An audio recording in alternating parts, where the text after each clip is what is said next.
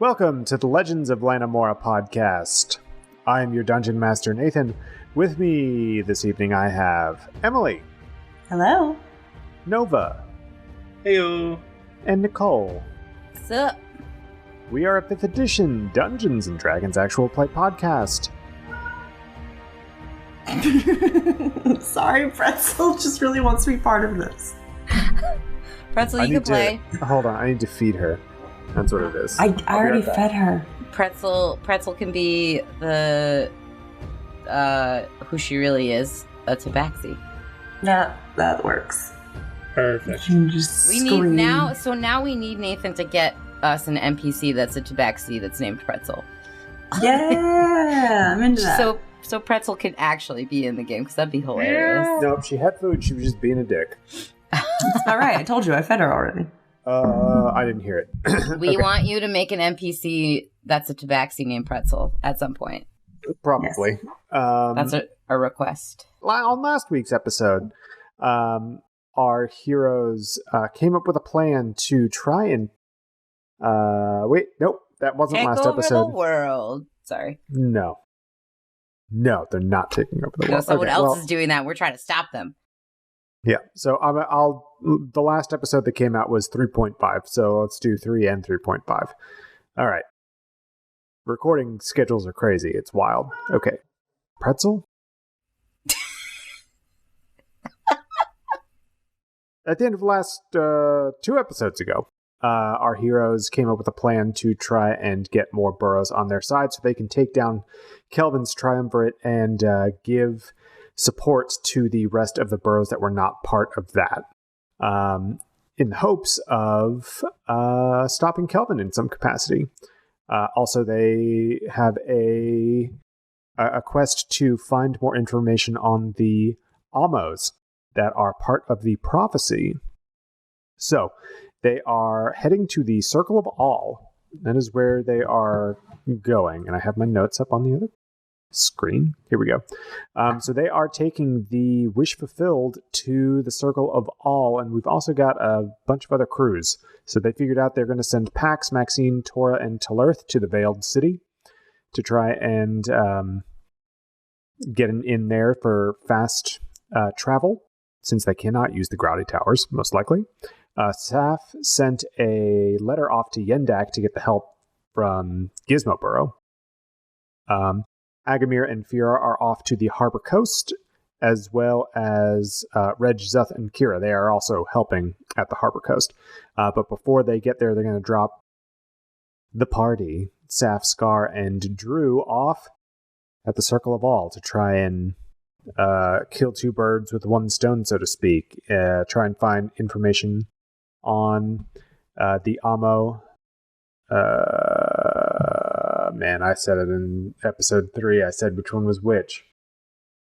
I have it down. Yeah, which one? Which one is which? Amo Ferric is the prophecy, Amo Gelt is flame, Amo Ifri is stone, and Amo Tulk is wood.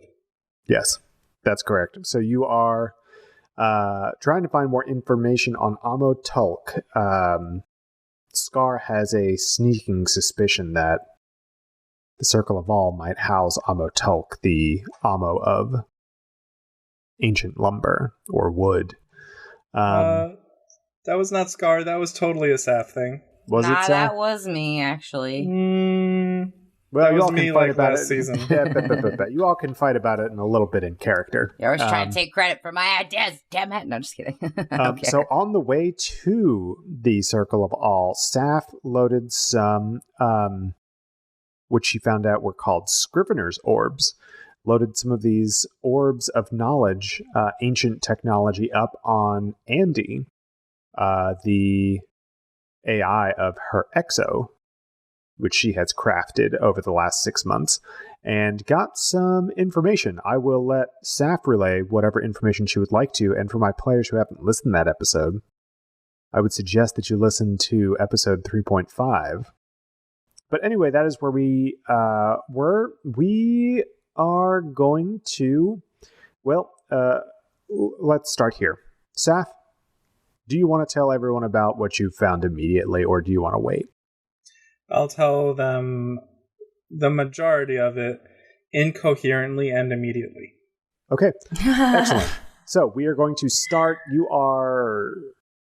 You've just finished loading the Scrivener's orbs up into Andy, and you rush to see Scar and Drew to find out where they are. Karen is following along behind you with all of these, all of these orbs, trying not to drop any of them.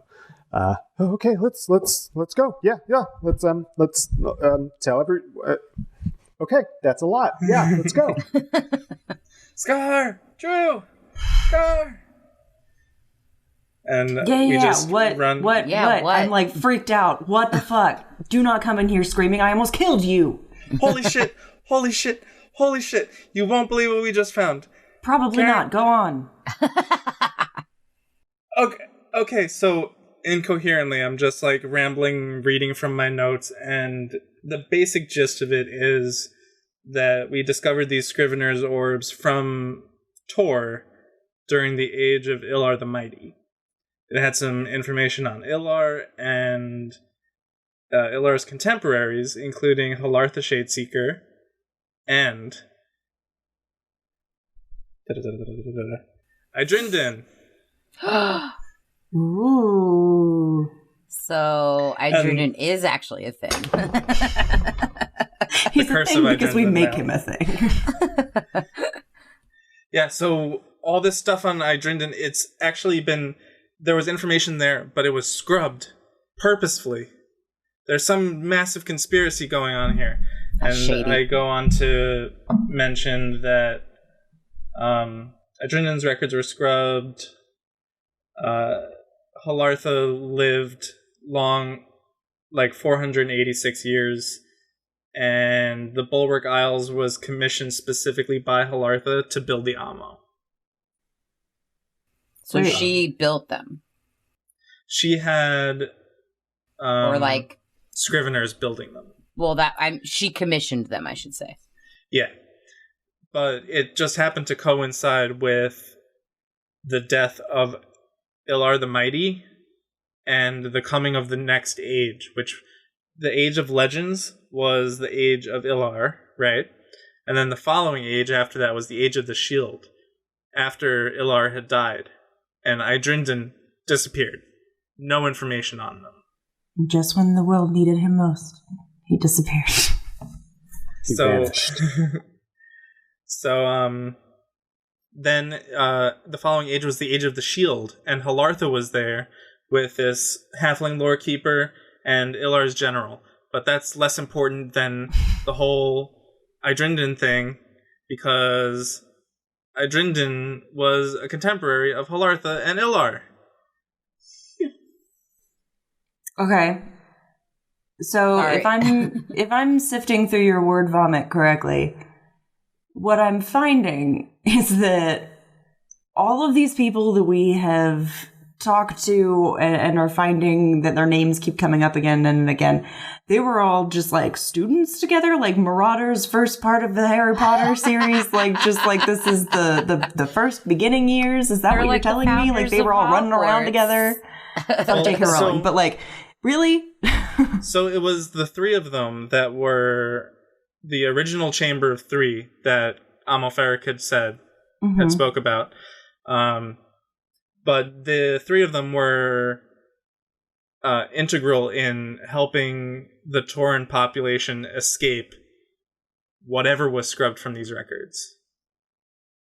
What's the thing they call it? They call it something that happened on But tour. do we know that? Yeah, we've mentioned it. Nathan's mentioned it before, I thought. Out of character, like, yeah, do we know what they call whatever they were fleeing on tour? Out of character, I think I know it was called like the Great Darkness or something. Yeah, they call it the Darkness. They didn't know specifically what it Would was. we know that they called it that? Yeah. Oh, okay. So that Great Darkness must have been whatever is... They must be hiding something. There's got to be something here. So, like, maybe it's safe to surmise that Idrindin may have had something to do with said darkness. And that's Here's why everything on him is covered up. Sorry. No, you're fine. Here's my question. Me being like obsessed with like dead things and playing with them after they're past their prime and playing with them after they're supposed to be dead and playing with the laws of physics and morality and ethics. Quick question. Do we think that Ilar the Mighty, you see, he was here and then he died and then suddenly now we have the Amos. So Hilartha had her prophetic vision one of them. around the time that Ilar had died. That much I have gathered. So what I'm saying is, do we think that Ilar the Mighty is one of the Amos, or maybe his spirit was like broken up like a bunch of little bits? Yeah. God, man, fuck J.K. Rowling. We just keep coming back to it. God damn it. There has to be something else in our formative years that shaped us. Do we know how he died? Is that... Yeah. No, there's no information on how Ilar died. Ooh, Just that's like shady, there's too. no information Probably a on how Fucking birds. died, or...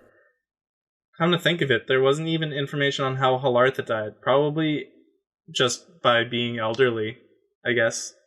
She was 486 years old. That's pretty old for an elf. And we're working with the Knights of Hilartha, and the Knights of Hilartha, are they like in contact with her in any way, like in the spirit realm? Again, dead things like them. You understand it's more of a symbolic thing. When Dorena formed the organization, because of everything that you all had found, she no, not because of what you had found. It was just a coincidence that what you found also, lined up with Hilartha. But because she was, she was from the Age of Legends, and she was, one of the first consuls. She just chose that for the name. Was she also like the founder of like the Lore Keepers? Is that another reason why it's all like tied to like the university and? No, so from what I gathered, the Lore Keepers were already around. The Lore Keepers even predate the existence of the consuls? Mm-hmm. Dang. They keep the lore. What was the name of the age after Legends? Age of the Shield. One of the consuls during the Age of the Shield was actually a Lore Keeper. The reason the Shield thing stuck is because I've been re-watching Agents of Shield, the TV show. So I was like, Strategic Homeland Intervention, Enforcement and Logistics Division. I mean, if you remember at the very beginning, Nathan told us like basically all of the ages. It's sword and it's shield and then sword and then red and blue, pearl, diamond, sun, moon. Is that right? It's Ultra Sun and Ultra Moon. Damn it. And then there's pinball in there. Where are you getting this from? I'm like, that sounds like every wedding anniversary has like a gift. The first one is the Age of Paper, then the Age of Leather, the Age of Wood, Age of Fruit, the Age of Leather Flowers. sounds dope. This year was Fruit or Flowers. That's why I got the edible arrangements. Like, What's so funny. Anyway, what's 127? What's the anniversary for that? Because that's how many ages it's been since the Age of Legends. And we're in the Age of Peace right now. You all are in the Age of Peace. And the Age of Peace has been going on for far too long. 624 years. Yeah. I love how you just pulled that out of your ass, babe. No, it's on my notes. I have it written down in my notes from like early season 1. No, I know, but it just seemed like out of nowhere, you're just like 624. That sounds like something that Nicole in real life would do about something. About something else, some other nerd shit. I do that all the time. Like, someone will say something, I'll be like, oh, I mean, I know exactly when. You want me to tell you? Yeah, I'll do it anyway. Star Wars trivia, when was Anakin born? Something BBY? Yeah. No, literally, like, that's why I was like, that's hilarious. You just pulled that out of nowhere. Just saying. No, it's like 37. Oh my God, it's like y'all are not 36 or 37 BBY. Yeah, because he was only like 50 by the time of Return of the Jedi. Anyway, so yeah. Do you want to say anything else regarding what you found in the Scrivener's orbs? I would just like to, at the very complete word vomit, just one sentence after the other, and then I end on, oh yeah, and Ilor was scared of birds. Yes. Well, everyone knows that. It's in all the history books. A dude after my own heart. Like all birds? Like, were they like, did they not That's like... redacted. Do they not what are kenkus? There's something very important actually happened at the very end. It was something along the lines of, and I didn't write this down because I'm an idiot.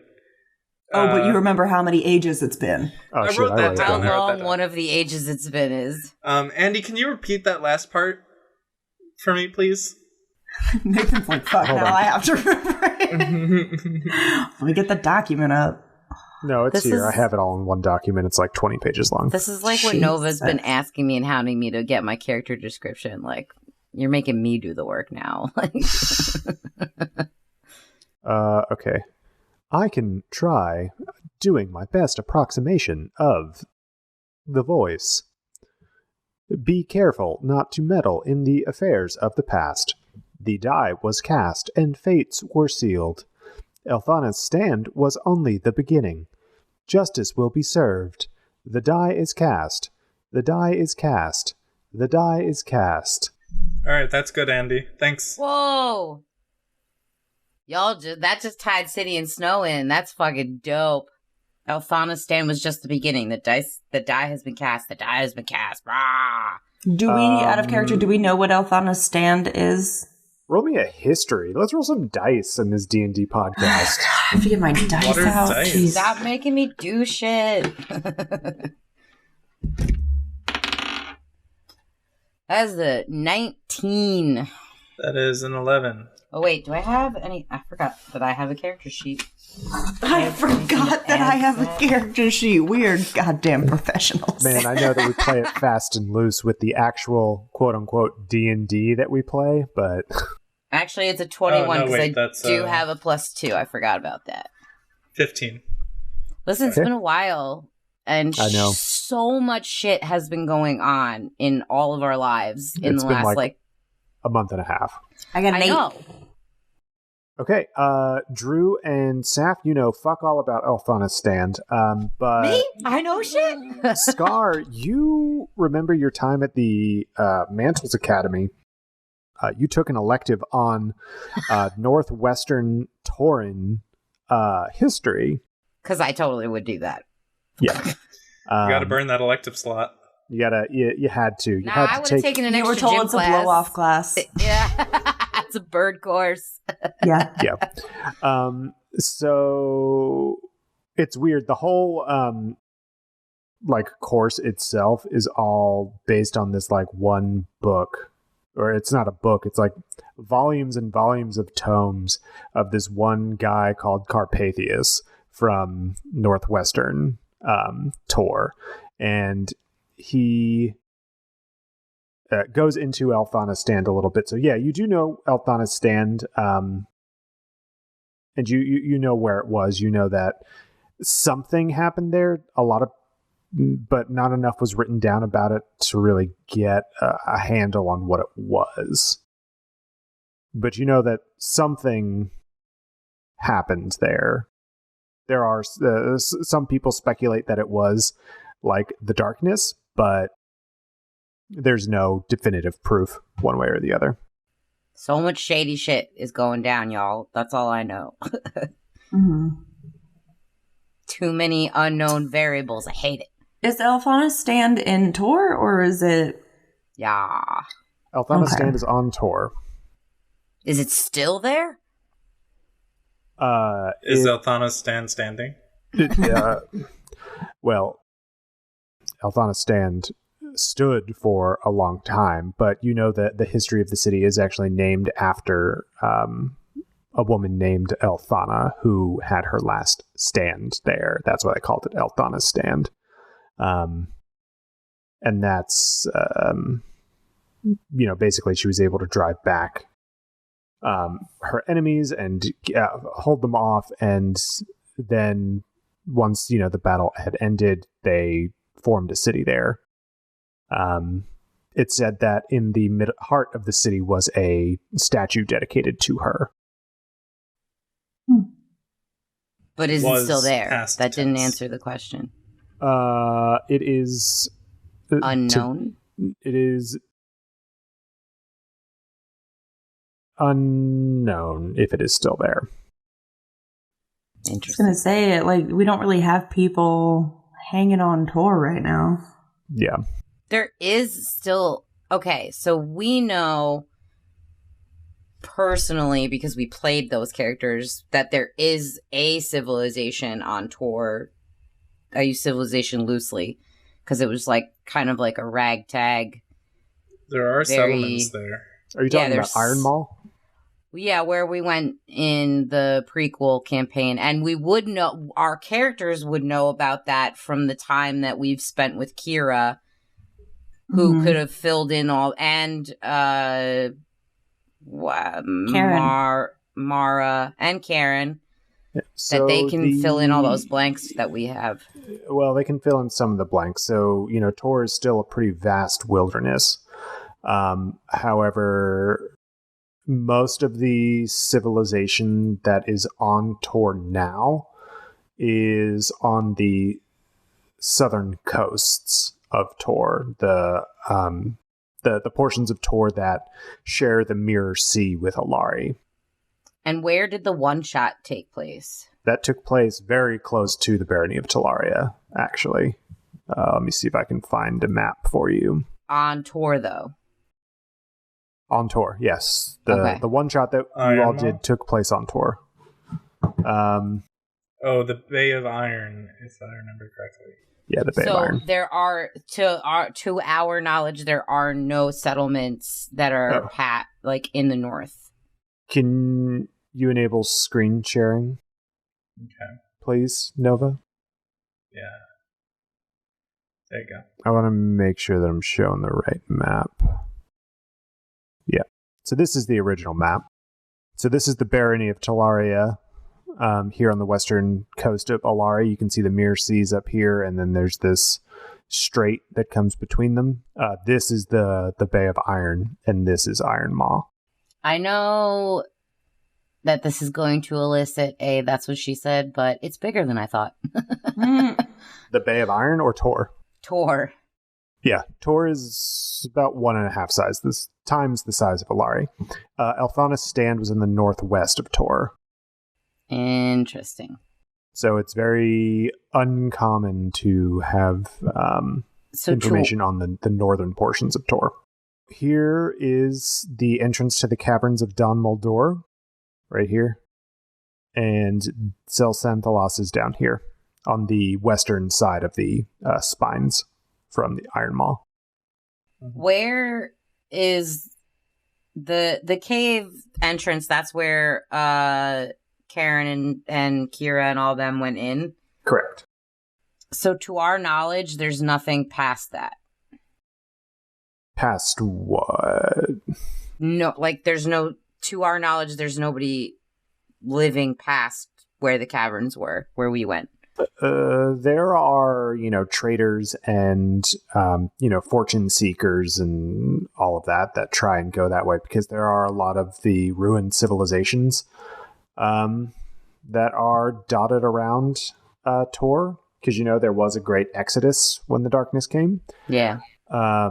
So there are still ancient civilizations that can be plundered and ruins to be explored. So it's a good place for explorers to go, I'll say that.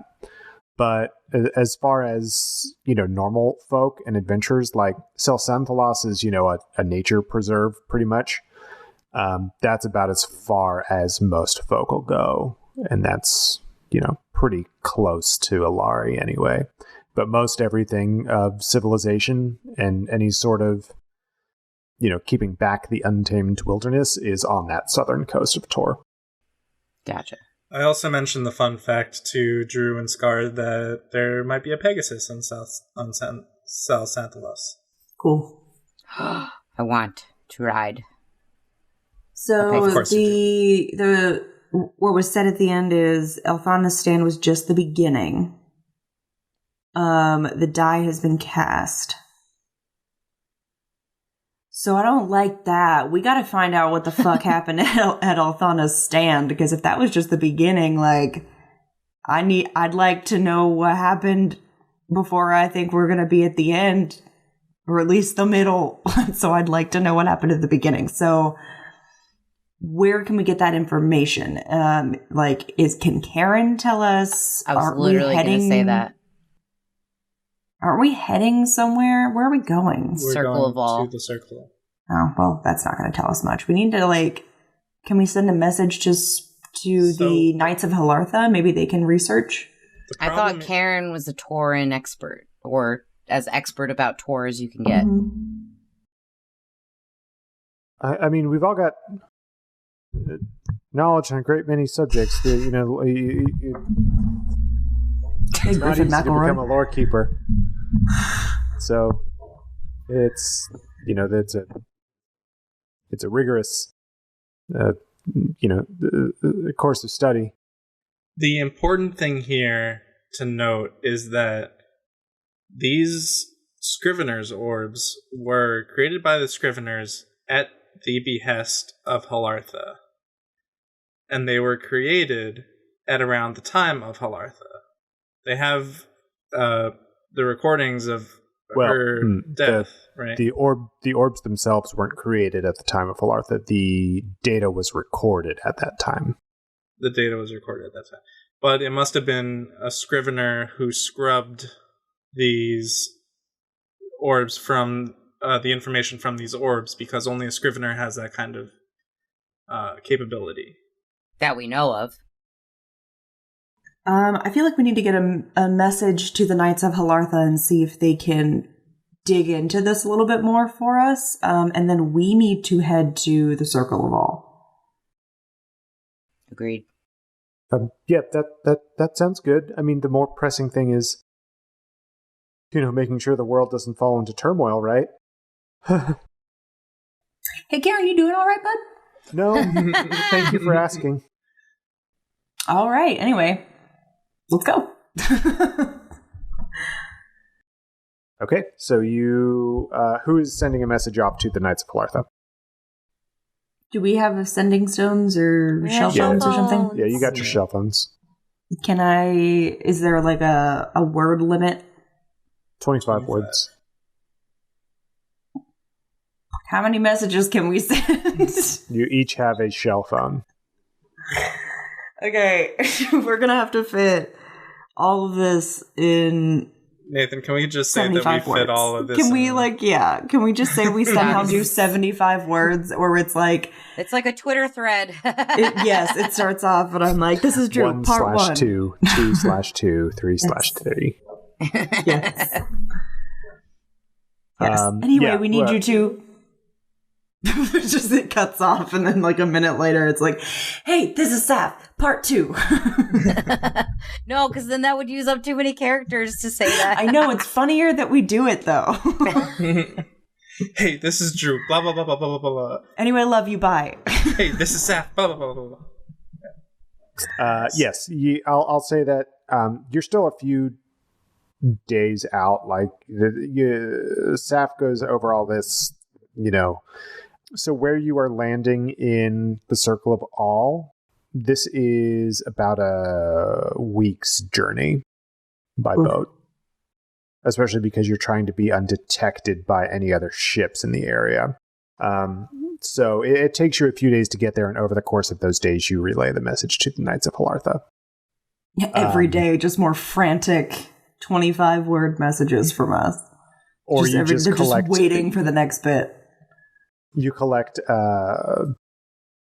Talarth and Pax and Maxine and Tora and Agamir's, Reg, Zuth, and Kira's sending shells, and just send 12 messages all at once. Oh my god. We just bombard someone with notifications, stress everybody out. Dorena she just hangs up and she's like, this is why I don't check my voicemail. And they all just come in out of order. Oh my god, ding. All the notifications. Ding. Yeah, it's horrible. She she doesn't enjoy it, I'll say. So, after a little bit of time, you all have made landfall at the Circle of All. You're here. You've done it. Is Tora here with us, or is she off doing something else? Tora is here with you. She gave you information. She's not staying with you, but she gave you the hookup to meet with Gonoleth Asilion. I'm proud of you. You came up with that name real fast. Well, no, He already had Asilion. Yeah, it's a name that I've got. I'm just making sure that that's the right name. Okay. I named all of the consuls of the Chamber of 12. Yeah. Gonoleth Asilion. So she gives you the contact that you need to meet with to get in contact with Gonoleth. And you all give hugs, and you go on the way. You tell each other to be safe. Send a shell phone message every once in a while. Agamir is standing there and says, well, I guess this is, goodbye for a little bit. I'm going to go up to the harbor coast and we'll, yeah. Run up and give him a great big hug. Okay. I do one of those like playful arm punches. See you later, bro. Yeah, Drew does finger guns. I'll remember to I'll remember to reach out sometimes. I know that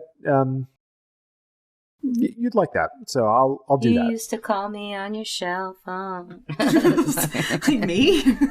Yeah, because in episode 2 you were like, you gave like worried about you or something. God, shut up.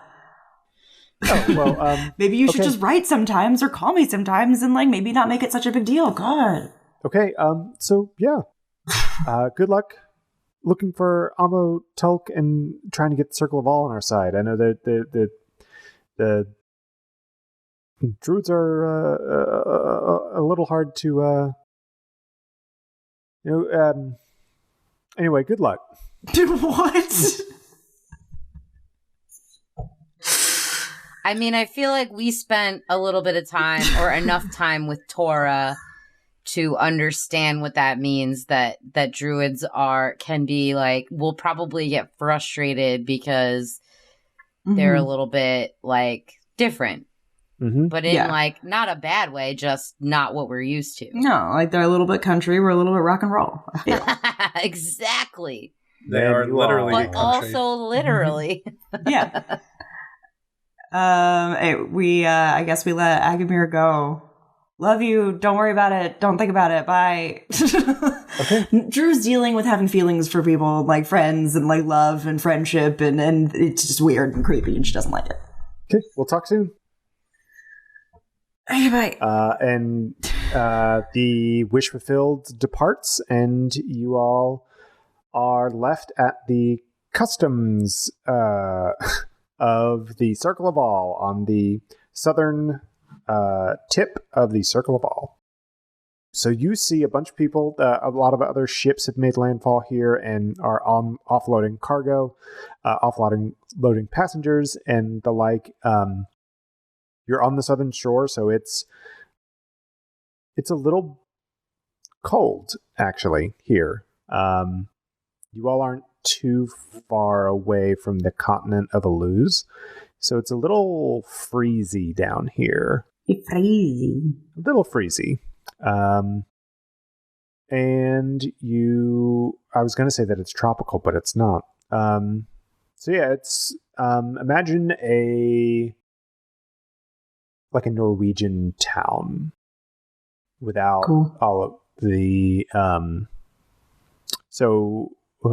imagine if elves built in Norway, or like if people who really dug tree houses built in Norway. And that's what just Denmark. Well, imagine Denmark. I've never seen pictures of Denmark. I'm not that learned. It's a pretty good joke. You should look at it. I made a funny joke. Anyway, keep going. So yeah, there are a lot of people here, a good amount of, hustle and bustle about for it being the Circle of All. If you haven't been to the Circle of All before, it's kind of not what you expected. But you get the gist that this is kind of like a pretty well-traveled port into the Circle of All. So what would y'all like to do? You're at the customs desk. That you have to go through this checkpoint, basically. It's this big grove of trees and vines and everything. It's not a building. It's more of a impenetrable barrier of plants. There are thorns in it. It's very high. I'm not sure what I do, but I want to start with saying that Drew is wearing a fur-lined coat, and it's beautiful. It's white fur-lined, so it's like, it really like sets off her skin tone. That's all I'm thinking about. Okay. Anyone else? I'm thinking about trying to pull out Tora's map and try and make heads and tails of it. Okay. Roll me a survival. Okay. I think that's an appropriate roll for reading a map. That would be a 12. Okay. You have spent a bit of time with Tora, but you're not exactly 100% on some of the quirks that she had, especially not with when it came to writing. It wasn't her strong suit drawing maps, let's say. Were all of us supposed to roll that? Because I got a 19. Oh, I mean, yeah, that works. We can read. So, yeah, Saf, you kind of get the gist of it. You ask Scar to take a look as well, and Scar, you understand it a little more completely, I guess, in your time working with, others who may not have been able to give you good descriptions of places they had been. Also, I hung out with Tora a lot. Yeah, you did hang out with Tora a lot. Just you, Tora, and Kira hanging out. Oh, yeah. All She told me once that she always draws her maps to the left. All Weird. 3 facets of my personality in one. Just and 3? now we all get to listen to it. Like, Now they're I got, actually listening to each more. other. Yeah. So you understand the map a little better than Saf does, and you know where you need to go. It's on the southwestern side of the inner circle within the Circle of All. That is where the contact is. Okay, let's go So there. you know where you need to go. So you're heading through customs then. Mm-hmm. Okay. Welcome to the Circle of All. We're glad to have you here.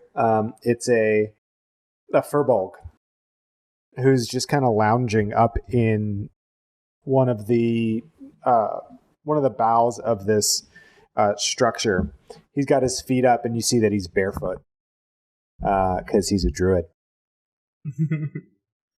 And he says, "Welcome. Do you all have any questions? Oh, I should ask. No, or I guess tell you, no coins. We don't do that here. So, but I can trade you stuff that you can use while you're in the circle.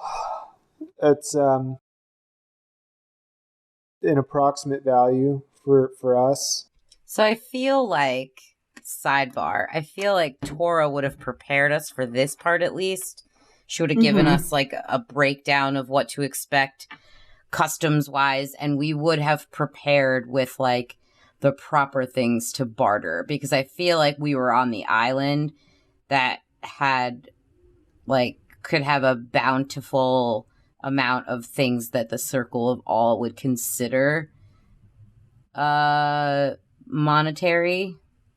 Lots of seeds and fruit and shit. And twigs and plants and all sorts of weird bushes and bones. Bones? Perhaps shiny rocks and those like weird crystal things. We found a shit ton of gems. I feel like all of Drew's lizard folk friends probably were going in and out of the cavern system and bringing back shinies for her as a tribute.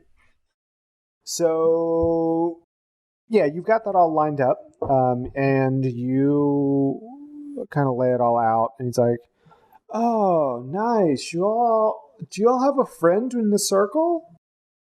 Yeah, her name's Tora. Do you know her?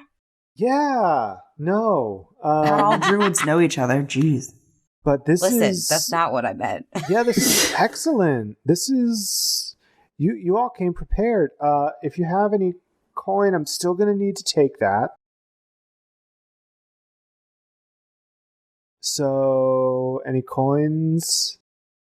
I'm going to say no. You going to roll a deception for me? Yes, Everyone I roll am. a deception for me?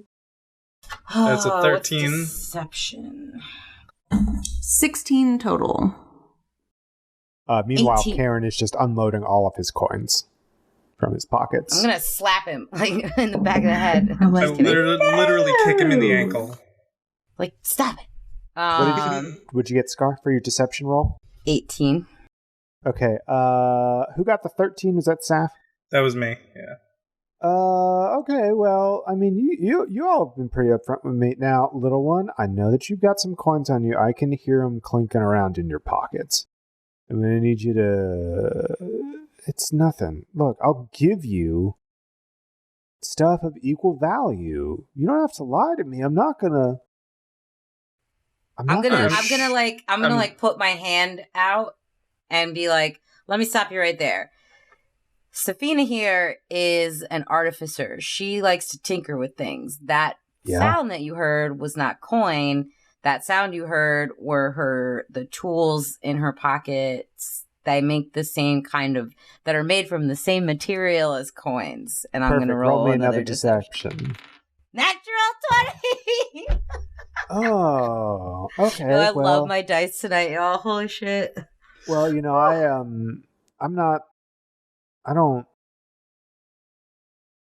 all the way down here on the in the Southport. I don't get up north to Gizmoboro at all. I don't know what this stuff sounds like, but thank you for correcting me or clarifying. That's insane. I love it. Yeah. Okay. Well, that's great. Well, I'll let you. You all can go on in. Have a great time. I'm so glad you're here. What's his name again? Meanwhile, you didn't ask his name. I'm going to. I want to know. What's your name, kind fella? My name's Rato. Rato. Meanwhile, my arms are crossed and Scar's like ushering me away, and I'm going, who you calling small one? Like getting ready to fight. Throw fisticuffs. I'm just like shooing her, like get a move on. Let it go, Safina, let it go. Okay, yeah. So you all are now in the Circle of All. You've gotten through the customs, quote unquote, and you are now greeted with the sights and sounds of so many druids all around you. Like, whereas before it was like a bustling port town outside of that barrier, now it's like you entered, like the air kind of changes. It's no longer cold or as cold as it was. It seems like the trees kind of insulate, sound and temperature and all of that. And it's like in a Disney movie where the princess starts singing and all the animals come around. It's like that, but everyone is a Disney princess. There are just people are talking with animals are talking with, elves and orcs and other furbolgs and gnomes and halflings and a tabaxi here and there. There's a kinku over there talking with a bunch of rabbits. Like, it's really bizarre if you've never been here. But everyone seems to be working well together, and you see that right inside the this barrier, it seems to be a market of some sort. So people are trading their goods for other goods and or services. But Yeah, they're trading, little shells and sticks and twigs, like a perfectly straight stick, which apparently sells for, or you can buy, a bunch of grapes for a very straight stick. So it's going to be really weird bartering and doing shopping episodes in the Circle of All. Just going to put that out there. Okay, noted. Do not buy anything in the circle. Got it. It's tourist trap. Well, it's not tourist trap. I mean, you got to eat. Okay. I'm sure we have rations, right?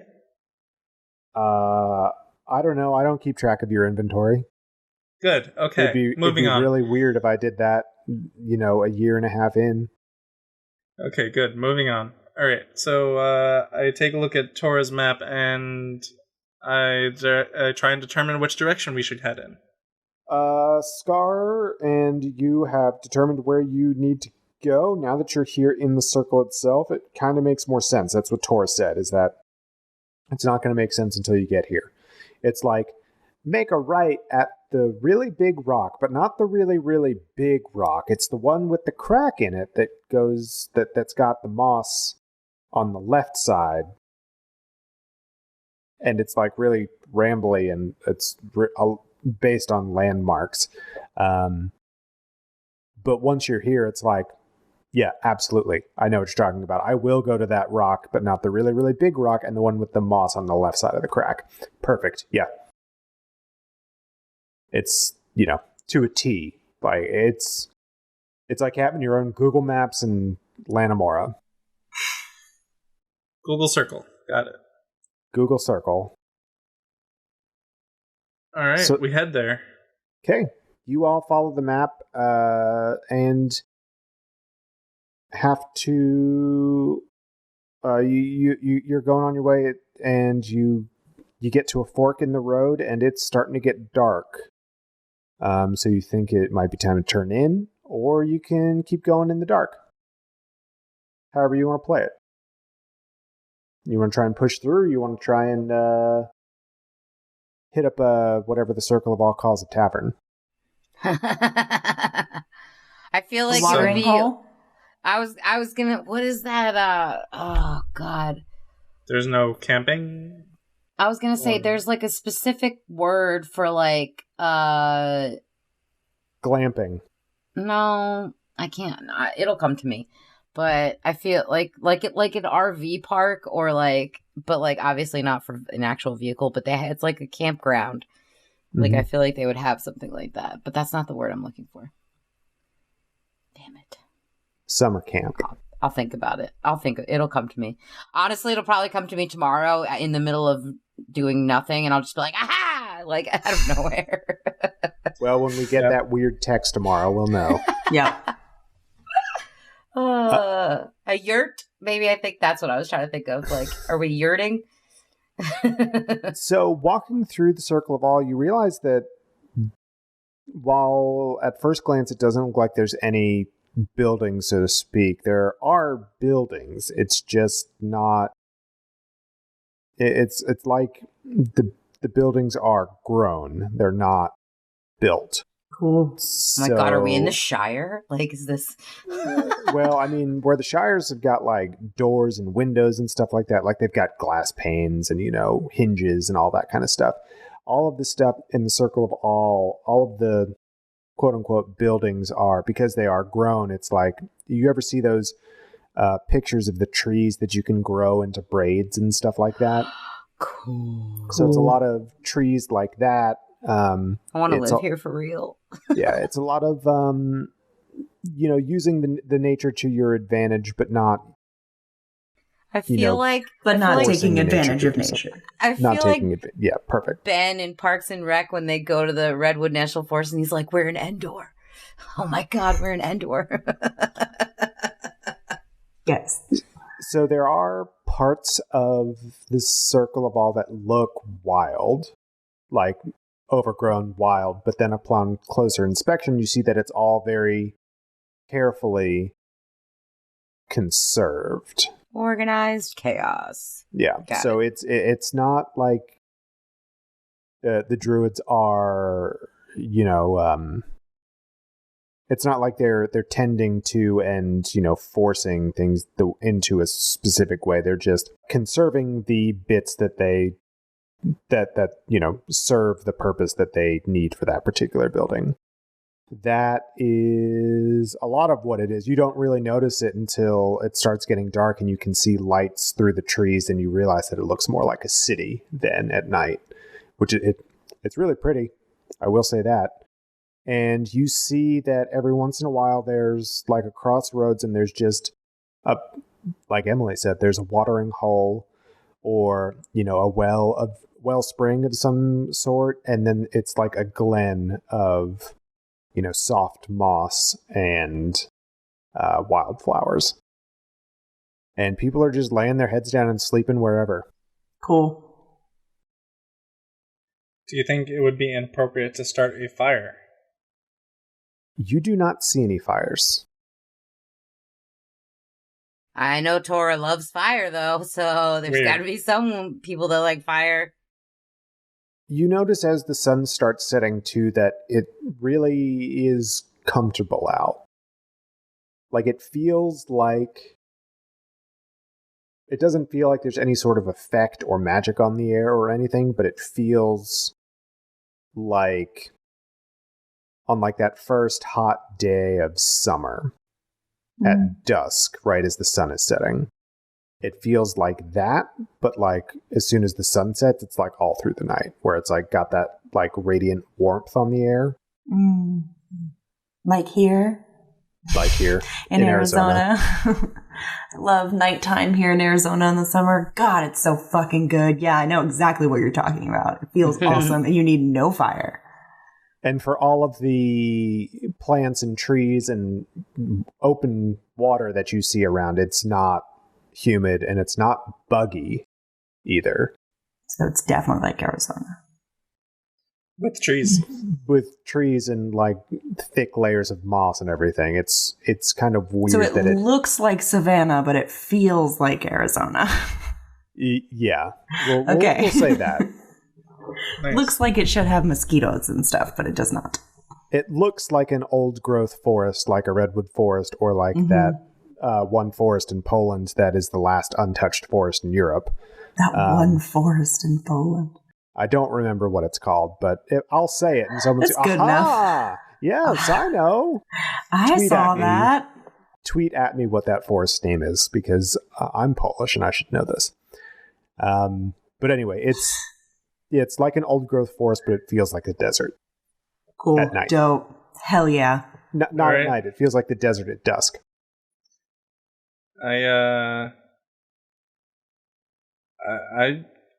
I just lay down, I guess. We go, I don't know. What do you all think? We can take the night, right? Not super comfortable in open air. I'd like to have like a roof, but like if that's not available, maybe just like a couple big trees. I just don't like to be seen or perceived. I need to have a safe spot to curl up and sleep. I am like a cat. Is there any overgrowth we can kind of like a big rock burrow into? One of you has like a stupid high perception now, right? Isn't that true? Yep, Yes. That's me, all right.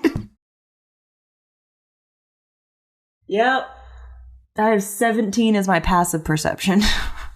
Okay, yeah, you see a spot that's not too far away that looks like it's kind of secluded. There are some vines that kind of hang down, or you're not sure if it's vines or like willow boughs, but it... How are the vibes? Roll me a vibe check. The best response. 4. Vibes are fine. Okay. You vibed better. Okay. All right. It's fine.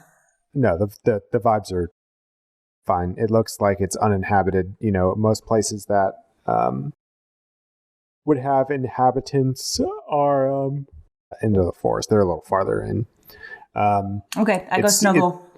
It seems like the way that the Circle of All does their taverns or overnight stays is really just the spots closest to the road are reserved for travelers. We just keep, our grass and stuff real comfy. Nice. Real comfy. Lots of moss.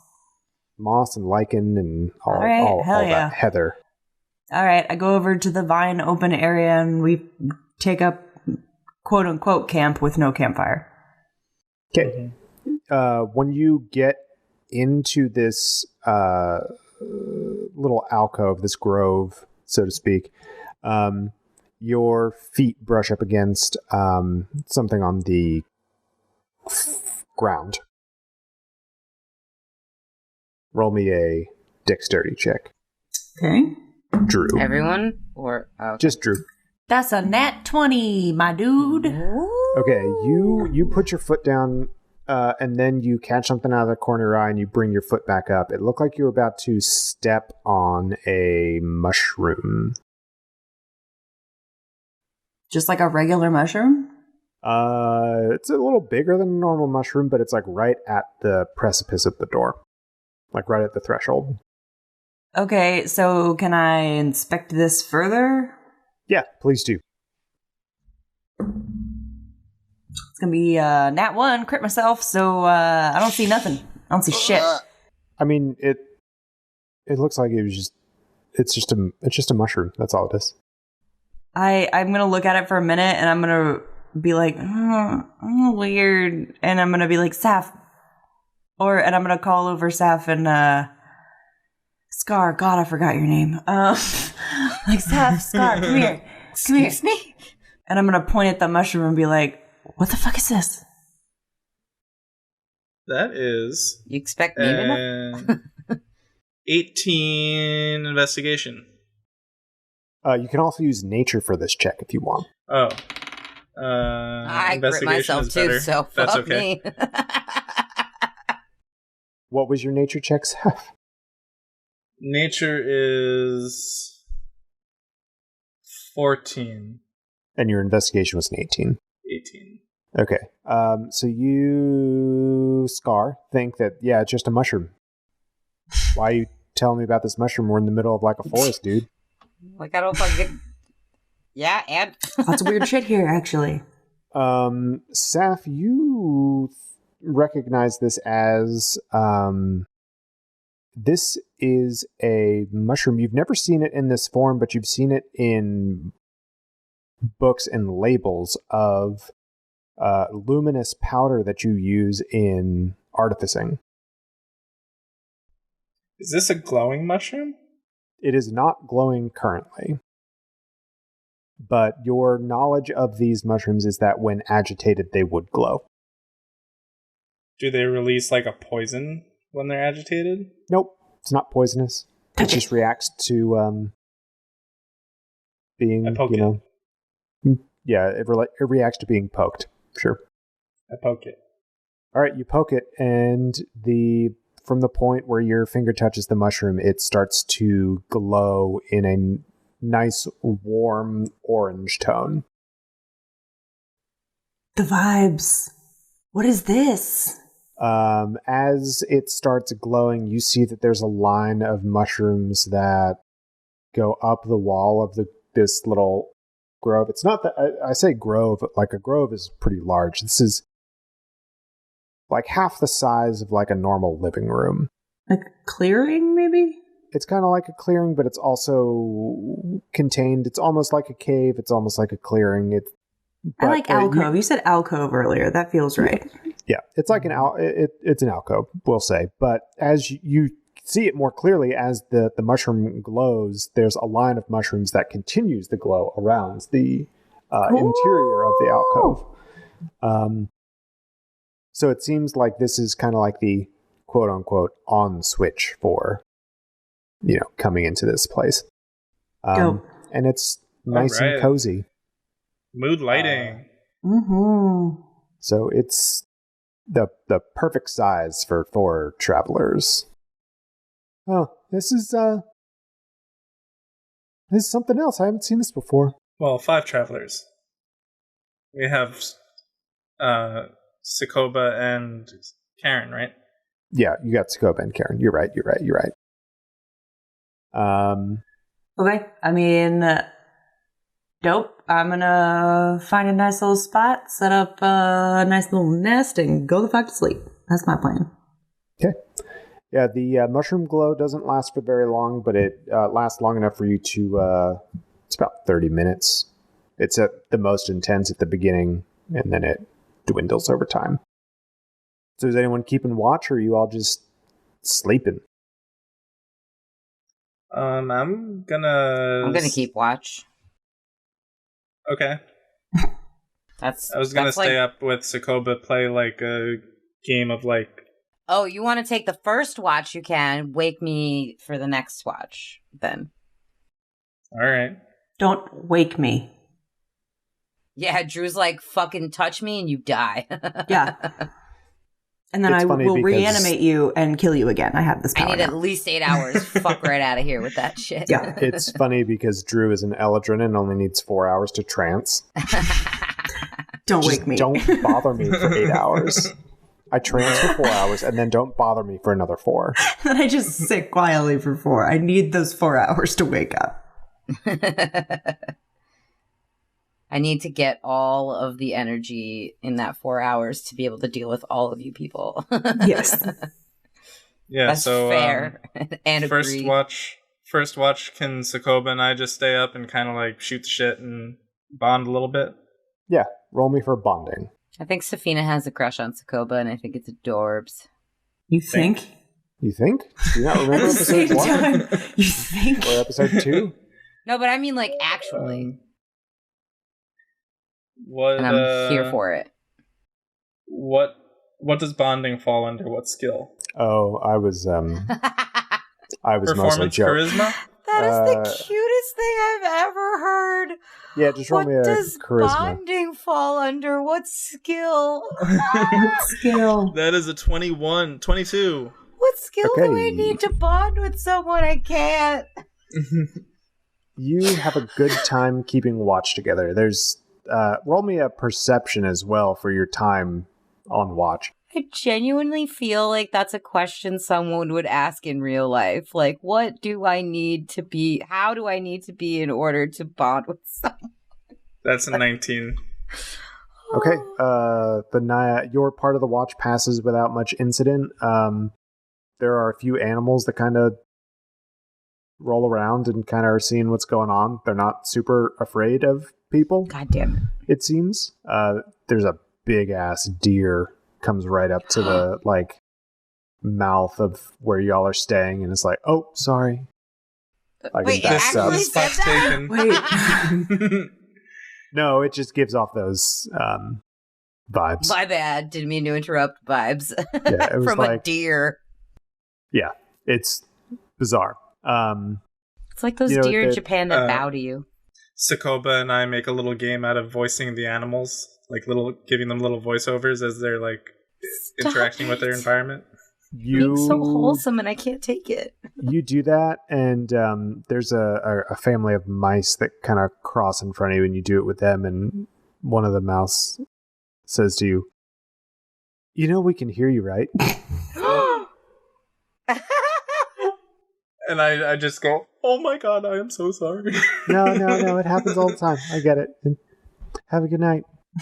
You too. What the fuck is happening? Emily, you missed the part right before you came back. Nathan was like, the circle of all, like, you know how like when Disney princesses sing and all the animals come? Mm-hmm. It's like that, but everyone here is a Disney princess. I love it. It's terrifying. I'm such a princess. Oh my God, that was awesome. So other than that, your watch passes without incident. Nice. Yeah, and then it's time to go to sleep. Scar's up. No, I'm not. Sorry, guys. I had a really, really hard workout today, and I'm exhausted. It happens. Good job getting in character, though. Yeah, right. Oh, boy. Oh, I was tired. Gotta get that inspiration. Yeah, if you don't have inspiration, you have it now. I think I do. I feel like I always do. Yeah, we pretty much always have inspiration. I don't think I've ever used it. I might have once or twice. Anyway. What do I do? Roll me a perception for your watch. It's 18, because I have 0 perception. Okay, your watch goes by uninterrupted. Yours is the morning watch, so you see a lot more activity as it gets to be dawn. There are a lot more creatures roaming around, a lot of birds. No! Birds like being up in the morning. Scar hates birds, just like Nicole does. Just like Ilar the Mighty. Fucking I was going to say Ilar the Scared, but that's not right. I'm just like shooing them all, like, get away, stupid fucking birds. I wouldn't hurt one. That's not my bag, but I'm not about them. Yeah, but you'll give them an eye when they walk past our alcove. See you. Fucking birds. I use like my thaumaturgy to like make them scatter. Like scatter. Excellent. So yeah, your watch passes by uninterrupted. The sun fully rises somewhere. You can't exactly tell where it is. That's weird. Just because of the canopy of trees Such and everything. Such a dense canopy we can't see. Gotcha. But yeah, it's morning time and you all continue on your way, I guess. Unless you want to do something else. No, I'm good. Drew finally she's been sitting in one spot with her eyes fucking open. She like finally looks over at everybody and is like, "Oh, hi, good morning." Like she's acknowledging everybody. Well, I think we know Drew well enough now that like we would not have needed to know that we shouldn't bother her because we learned that lesson, probably me, the hard way. Probably, yeah. The first time you walked up to Drew just sitting staring blank at a wall. Got throat punched. Probably. Just because I saved your ass one time doesn't mean I won't fucking kill you. Oh, God. I saved this life. I'll take it away. Sneak up on me. But like, honestly. Are we that... is there, like, what can we... When we leave the canopy area... that is very hard to do in the Circle of All. I was like, I don't think you can just leave the canopy. Oh, I thought we were like in a specific part that was canopied, not the whole thing. When we leave our clearing, the alcove that we were in, our room, what do we see again? It's travelers walking down the road. Since you're so close to the road, you were kind of tucked away, but you're still pretty close. It's just people walking around. Moving. You don't see a whole lot of vehicles. Really, it's more like hand carts and, people with pack animals. But you notice the pack animals aren't loaded up nearly as much as they are in other parts of Alari. It seems like the people here would rather use more pack animals than overload one. Oh, that's nice. That's nice. That's nice. This episode's so wholesome and I love it. It is. I love the circle. Normally we're a bunch of assholes, like, but this is all very wholesome content. Just you this is so cute and wholesome. Bam. I regret to inform you, the duck is racist. Okay, so you are all continuing to follow the map, then? Yep. Sure. Okay, you follow the map like that for a few more days. Oof. It's a pleasant journey, but it does take a while because it's basically hiking. They aren't roads. You're on nature trails. Like, if you imagine what a nature trail would be like IRL, that's what walking in the Circle of All is like. Country roads, take me home. Sorry. Yes. I'm just in that mood tonight to just sing everything. I don't know why. Singing nice. So you get to the Context house on the about midday on the 4th day of travel. The first you day just walk right up to the Consul of fucking the Circle's house? No, this is the contact. Oh, I thought he was the Consul for some reason. No. What does the house look like? Paint me a word picture. So house is a strong word. It is tucked into a cave. It's tucked away into a cave, but on top of it,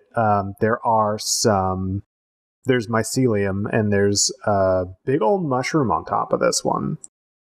Like the biggest mushroom you've seen so far. And you've seen some big mushrooms here in the Circle of All. It seems like everything grows a little bigger, and as you get closer and closer to the interior circle, things are getting larger and larger. Like comically large? Not comically, just...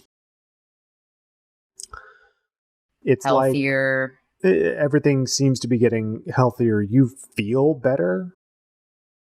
Like this far in to the Circle of All. I want to live here. It's different. It's a way of life. It's a lifestyle. But anyway, yeah, this is a really large mushroom that is on top of this cave.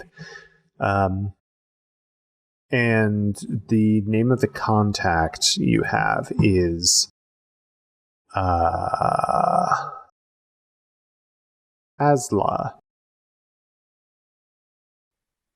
Asla. Mm-hmm. Okay. Like Aslan? I was just going to say Aslan. No N. Asla. No N, says Nathan. So it's not a lion. Got it. Not a lion. Man, but we're in the Circle of All. How cool. I know. Except, you know what? You see a lioness lying down in the cave. Hell yeah. I feel like Scar's like, I want to pet the kitty. Hi. Somehow this large cat gets Scar's energy and opens up one eye lazily, looks right at Scar and closes the eye again, and says, "Please don't touch me." And I'm like, oh, my bad. Yes. How can I help you? Wait, what? Oh. The lioness is still laying down. We're looking for Asla? Yeah, I'm she. What's up? I am she. I love this. Pretzel. Pretzel loves it too. I need a supercut of... You cannot have a guest spot on the podcast. I need a supercut of all Asla. of Pretzel's interruptions from this episode. Thank you. That needs to be Make a it a TikTok. Ah! Anyway. I lean down and I go, Tora sent us. Why are you being creepy? Asla stretches real big. She does a big stretch. Big stretch. Under our breath, all of us go, big stretch. Because you physically cannot not say it. It's not possible. Tora, what a dear. Oh, I haven't heard from her in a while. Okay. She stretches in a way, and kind of looks like she's kind of craning her neck around to like work out a knot. And then all of a sudden, in front of you is a human woman. Dope. So what did she send you here for? Bye, Panic. I'm what? I'm sorry. What? I literally just had the same flash go through my head like, I'm in love with you. I don't know who you are, but I'm in for it. I'm here. Woof. Anyway, what? Why we're here. Why did Tora send you here? She didn't tell you? We're What? here to meet with Asilion. What? Jonolith? Asilion? Yeah. Okay. When do you want to see him? Like, as, Post-haste. yesterday? Would be? Well, it's today, but we can go see him now if you want. Yes, Okay, but please. Hold on. Who are you? Hi, I'm Saf. Hi, Asla. Pleasure. She holds out her hand. I extend my hand and shake. Probably And I very go, excitedly. Pleasure's all mine. And the rest of you? Oh, I'm Karen Dene. He's like fixing himself up. Karen, I'm a lore keeper. Yes, I can tell by the robes. Thank you. I'm gonna be kind of awkward, but just be like, I'm Scar. Hi. Like, I'm sorry, what? I didn't catch that. Scar. Ah, Scar. Pleasure. Yeah. Hi, I'm Pretty. I mean, Drew. I'm Drew. Hi. That's it. Me and Drew are fucked right now. Hi, Drew. It's a pleasure to meet you. It's short for Drusilla. It doesn't matter. It doesn't matter. Seth literally face palms. That's pretty. I give Scar I give Drew like a side eye, like. Emily in real life is blushing. I don't know if you can tell, but it's like. You know I'm your husband, right? You're allowed. No, it's like I'm panicking. My heart is like, even like this is not a real scenario, and I'm still like a pretty lady talking to me, and like, no. That's how do you think I played it when Tora was trying to mack it to Mara? Like, that was exactly. I was going through like what real life Nicole is like when she's trying to flirt with a pretty girl. Like, oh boy. I'm terrible at it, but Nathan's just really good at creating these very intimidating women, and that's like what we are into. Yes. Asla turns to Sokoba, and Sokoba introduces herself, and they exchange pleasantries. She says, "Come on inside, y'all." She said, "Y'all." Yeah. Okay. You go inside to the cave, and she sits y'all down. There's a very nice smell in here, and you're not quite sure what it is. Is it pheromones? No. Subtext by Calvin Klein. And it's like, so do you all want some tea? Are you trying to freak Emily out right now? It's working. Drew's gonna throw up. No. Drew looks up and she's like, tea? Tea, yes. Yes. Yes. So she pours tea for all of you, and she says, okay, so you want to go see Gunaleth, huh? Wait. Question: what does she look like in her human form? Paint me a word picture, like Emily said. Okay, so she's got these long flowing light. It's a long flowing dress. It's tan. The fabric is light. It's kind of like the same tan as like a lioness would be, but it's not fur, obviously. It's is it like light chiffon or something? I don't know what that is, but sure. But sure. Yeah, it's a lightweight, breathable material. It's flowy. It's actually two different tan tones. But she also. You said dress. May I offer pantsuit? Just like. Well, you think it's a dress, and then she goes and crosses her legs, and then you see it's a surprise pantsuit. It's one of those type of I need a minute. get-ups. Okay, Sorry. I'm back. Go ahead. Yeah, and she's got she has short, sandy blonde hair that's could easily be styled into like a faux hawk. Cool. She doesn't wear any jewelry or anything. Like most people here, she's also barefoot. And she's got just deep, deep brown eyes. Like almost look like they're black. Oof. Go on. I didn't mean for my voice to crack when I said that, but it did. Leave it. But yeah, that's Asla. Cool, I'm in love with her. Anyway. Okay. I don't know why you all do this to the characters that I create. Because you know us pretty well for some reason. You do this to yourself, Nathan. Just saying. It's all my fault. So she just asked you why you all went to go see Gunalith. So, long story short, but we're trying to save the world. Oh, that's noble. It was her idea, and I point to Drew. I'm wingmanning it so hard right now. This is very funny because Emily doesn't remember why we're here. So Drew really doesn't. We're trying to save the world.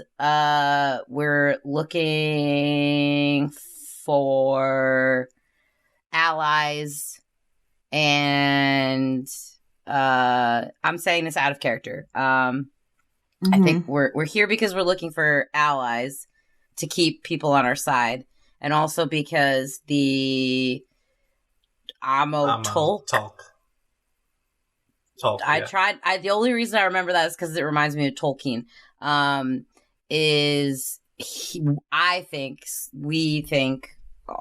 We think that Talk is here.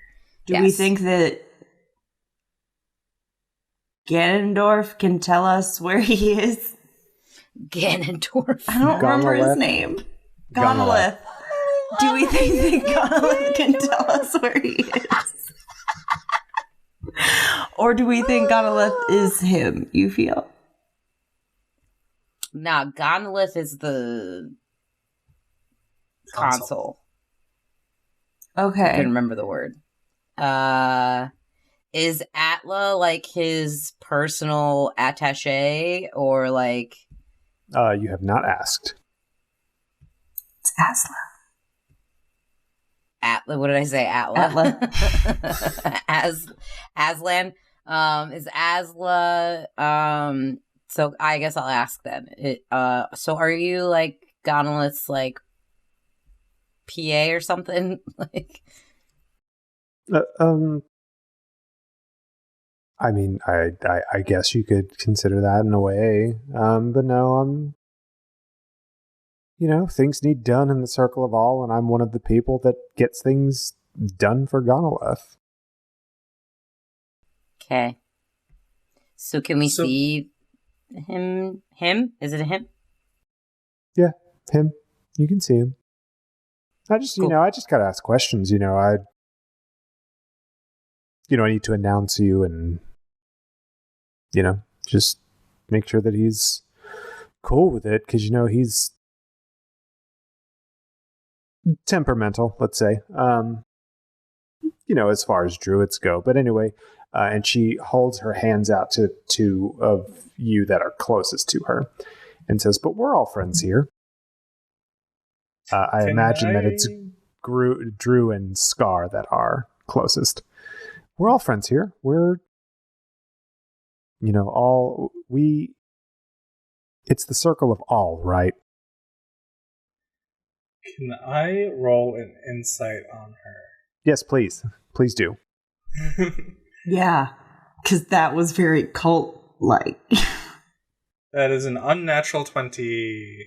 What specifically you're trying to insight? That was a vibes check, because holy shit, she just gave off like real creepy vibes. That was a vibes check. The way that she says it, you don't get any ill intent. Like the way that she said it was very sincere. Okay. So I'm gonna like Nathan's nudge. Just weird. I'm just weird. I'm not a really attractive woman who turns into a lion. S. I'm gonna nudge Drew and tell her to take her hand or something. Didn't she like reach her hand out? she reached her hand out and touched both you and Drew's hands. Oh. I take her hand respectfully. And do you, like, bow to her or No, something? that's it. I'm just saying I take her hand respectfully. I'm not weird about it. Okay. And you just hold on? You said that she would, like, reach just her hands out to be you know, that thing that people do where they, like, you know, they touch on the shoulder and squeeze for a second. I thought like you one were of those. saying, that's why I thought it was creepy, because I thought you were saying she was like holding out her hands so that we would all like hold hands in a circle. And I was like, that's fucking weird. Yeah. Oh, no, that's not what I was trying to do. Any pentagrams drawn on the ground? Yeah. Okay, Got it. Well, I mean, I think I have all of the information that I need. You all seem like pleasant folk, and I'm sure that Gunneleth will be pleased to have you in his company. Well, before we go, can we get yours and Gonolith's opinions on the Knights of Alartha? I'm sorry, what? Who? The Knights of Alartha? I've never heard of them. Are they the a not bard Kelvin? troop? The group that's not Kelvin? Kelvin. Oh, the Consul of Fellows? Yeah. Yeah. How do y'all feel about him?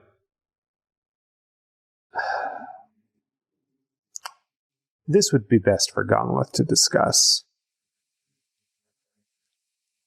And she goes out of the den and she starts walking up the pathway.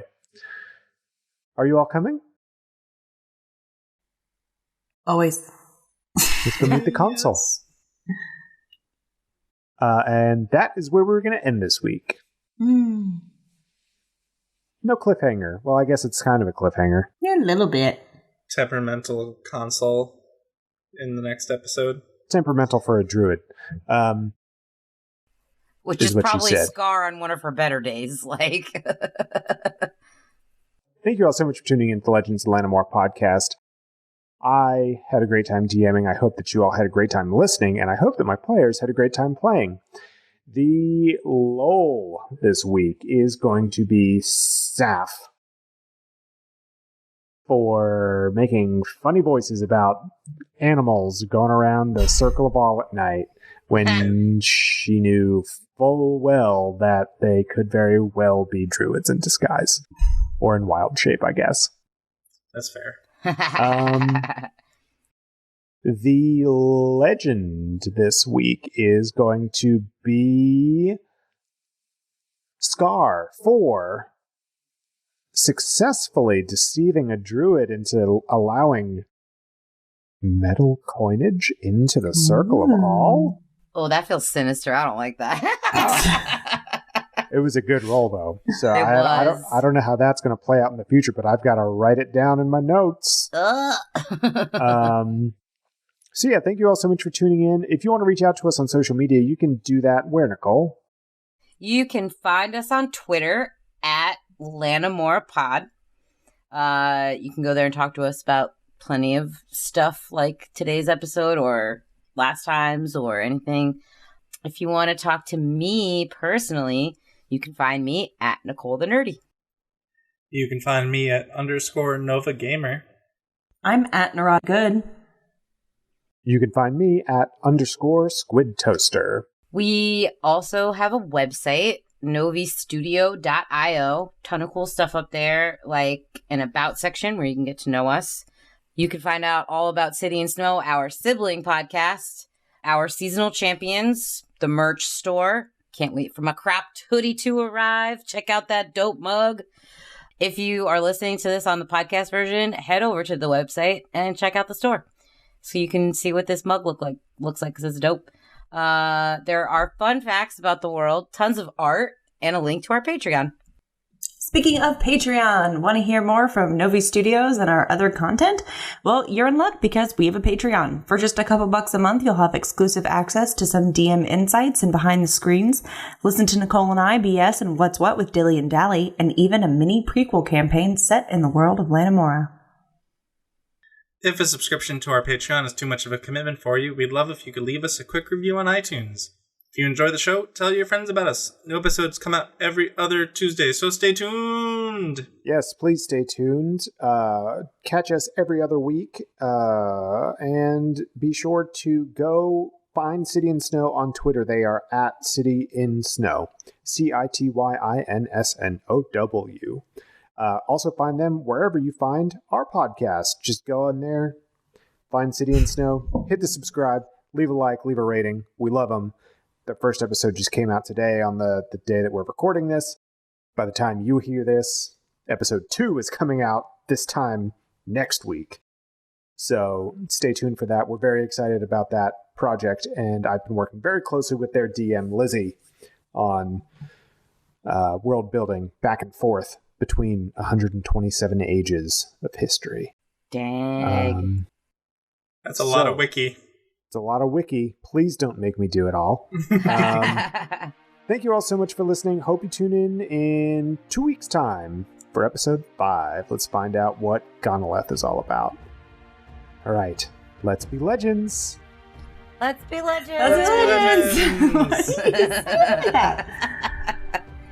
Bye. Bye.